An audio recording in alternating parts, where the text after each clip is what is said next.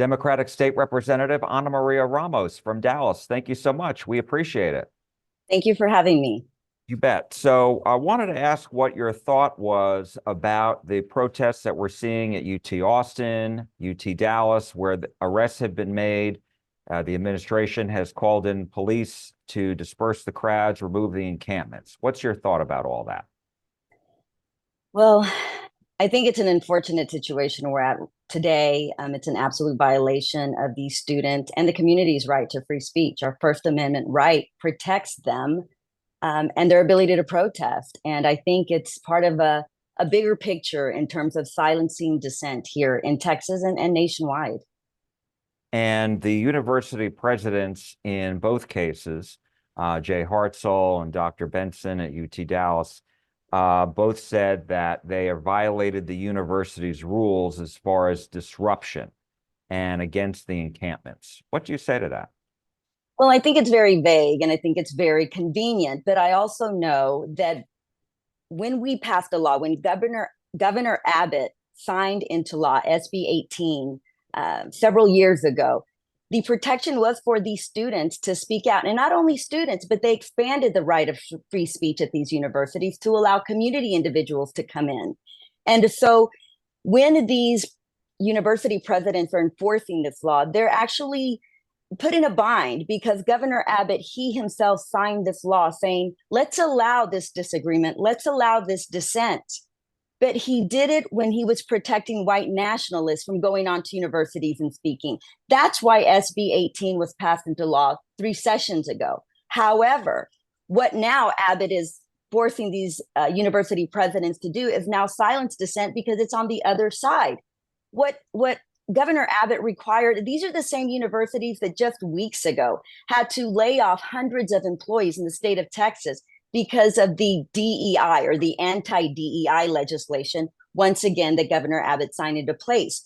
So it's a huge picture of really contributing to the dismantling of our public educational system, which Governor Abbott and his obsession with vouchers is starting at the elementary school level.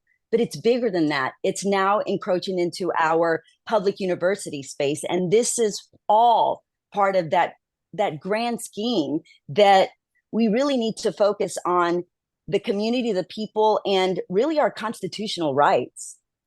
But part of that law, SB 18, says that people, while yes, they encourage people to, not just students, but members of the community, to be on campus speaking out on whatever issue, it also says it doesn't allow for activities to be disrupted. So what do you say to that? Well, when you look at what these students were doing, many of them were in open spaces. The universities have not expressed what activities were disrupted. And in fact, what was happening, and you can hear from many students, and I have staff who actually are students at UT, the police were there before the protests even started. The police were there to disrupt before the protests even started, before the students even officially got organized. One of the things that are one of the other provisions in this bill says that when they implement the policies and when the universities implement these policies to regulate this speech, they must be narrowly tailored. These institutions must implement policies that are, quote, narrowly tailored to serve a significant institutional interest. And so the universities really haven't been able to express that. One of the other provisions of this bill also speaks that they must provide ample alternative means of expression and that they may not take action that is going to anticipate any potential controversy. So all of these things the universities have clearly violated. The universities have regulated the speech before it even happened. The universities have deployed these armed forces and these armed guards before there was any issues with these students who are peacefully protesting.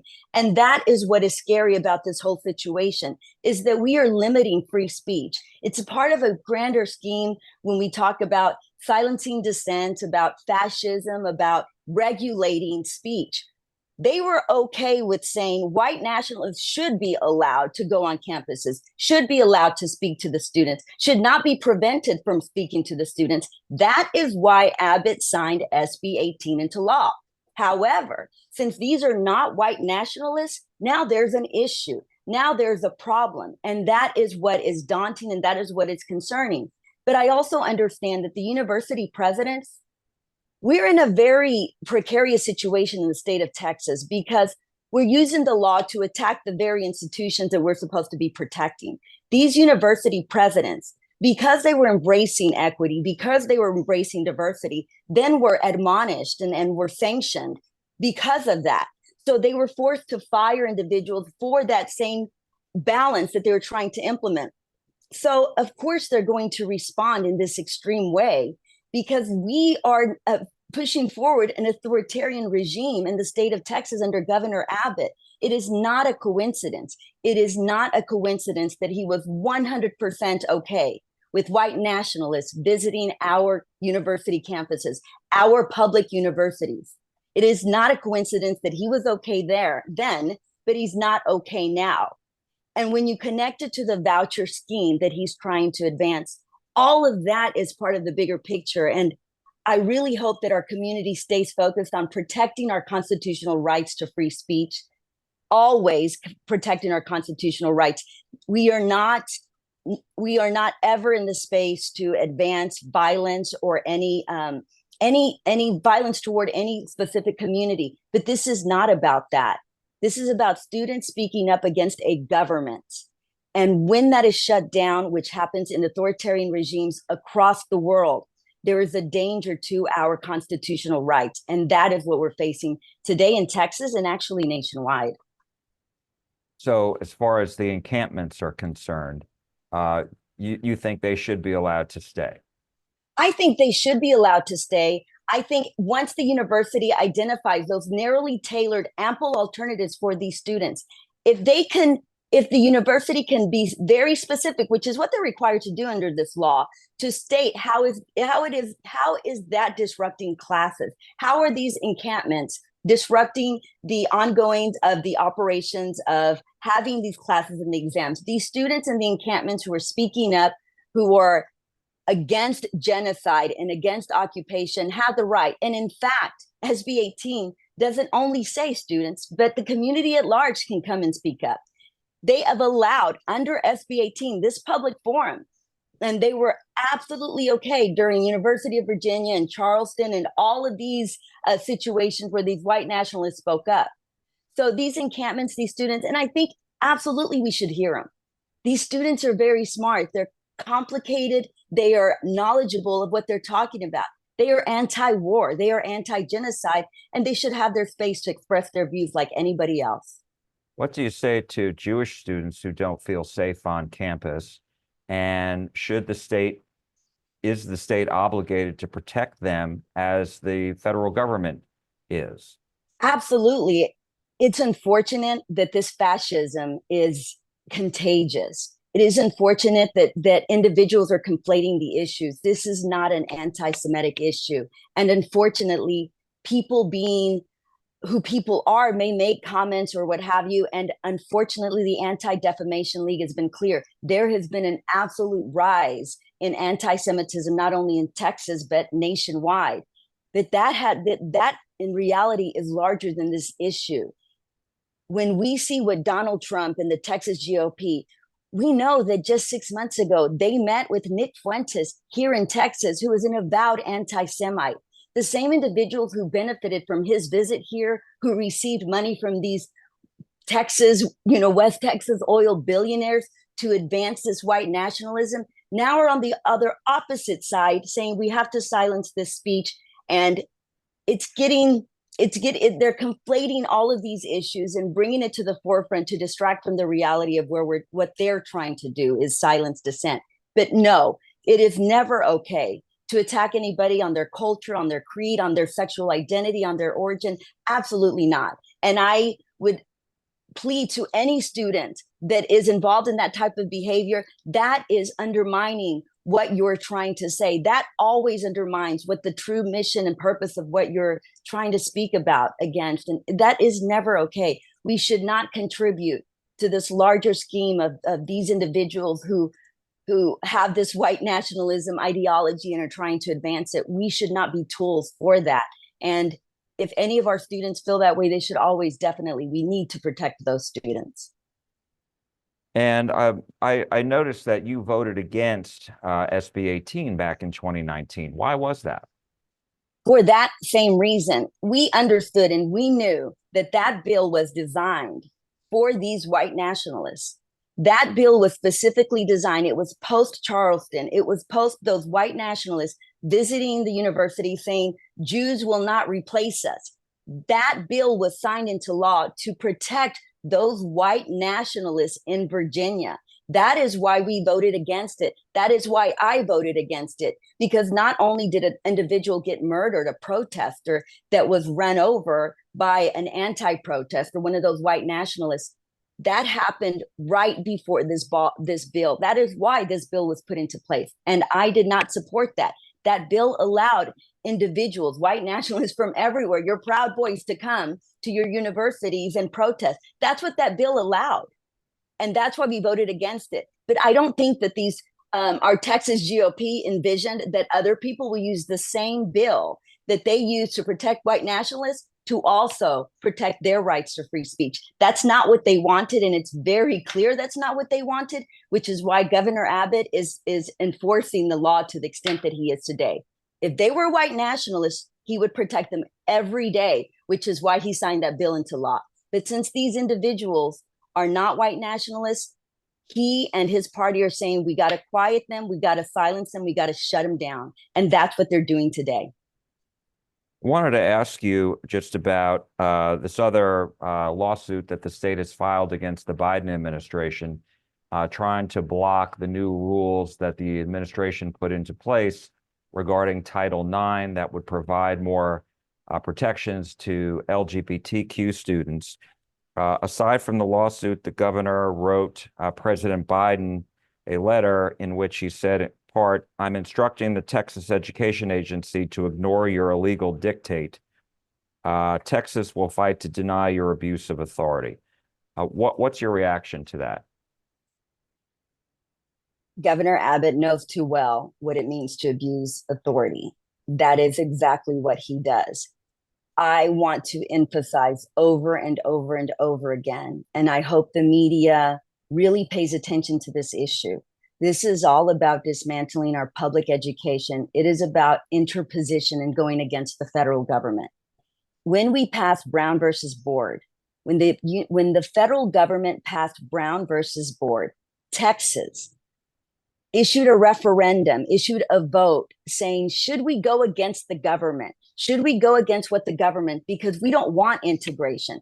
We know the people in the Deep South don't want integration. Let's go against Brown versus Board and let's issue vouchers. That happened in 1954, 55 in the state of Texas. Our Dallas Morning News was part of the committee that helped advance this issue of interposition and speak to it. This is going back to that. This is why it's important that we learn about our history. In our history in 1955 in the state of Texas, we were saying we must go against this extreme federal government who is trying to impose integration on our poor Anglo children here in Texas. That is what he's doing again. It is not about transgender. It is not about protecting women. It is about keeping communities apart. It is about dividing communities and keeping one group in a majority, in a controlling, in a position of power over everyone else. And it is unfortunate because he absolutely knows about government overreach. He says in his letter that he's telling the president, you've rewritten Title IX to force schools to treat boys as if they were girls and to accept every student's self-declared gender identity. What do you say to that? I say Texas is one of our number one states of femicide in the country. We are the capital of mass shootings in the country. There are many issues that we really need to. People are dying in the state of Texas at alarming rates. We're the number one state of police officers dying in the line of fire. We need to be addressing those issues, not whether an individual wants to identify as a girl or a boy or as whatever they want to identify. I'm a state representative. There are bigger issues in the state of Texas than my constituents have, whether they're going to keep their lights on or they're going to have a a livable wage, those issues are more important, where they're going to be able to fight cancer than whether an individual wants to identify as a female or a male. I think it is ridiculous, and I think it's negligent on his part, and it's offensive to the 30 million people here in the state of Texas who are fighting everyday battles just to keep the lights on and to keep their families fed. He needs to focus on priorities. He needs to focus on the people. My last question to you on this topic, one of the other arguments that the governor has made is protecting girls and women's sports at the high school, and the collegiate level. And the concern that someone who's transgender from a boy or to a girl or a man to a woman would have an unfair advantage against women. What do you say to that? Well, I say it again, it's classic Governor Abbott. The order that President Biden issued had nothing to do with sports, and he knows that. It did not make any determinations on how schools need to determine and issue whatever gender, and it had anything to do with sports in our universities. It had to do with protecting people and people who identify in whatever gender they identify. So once again, Governor Abbott conflating the issues, trying to get people riled up about a non-issue when President Biden didn't address that. And that was going, the president back and forth, and they decided that's not even addressed in here. It's about anti-discrimination measures to protect our LGBT community. But it's very classic Governor Abbott to get people who don't really know about these issues and are really adequately informed, to get them worked up about something that is non-issue. And that is exactly what I'm talking about. Is we need to go back and focus on our basic principles, on our constitutional rights, and not be deterred from these individuals who are trying to smoke and mirrors, trying to get us talking about one thing, when at the end of the day, he's trying to dismantle our public educational system. Because the more people are educated, the more aware and the more informed they are, the less we have leaders like Governor Abbott who are trying to conflate and confuse issues and really mislead our great population of Texas. State Representative Ana Maria Ramos of Dallas, thank you so much. We appreciate your time and insight. Thank you so much, sir. Have a great day. Have a great day. Thank you.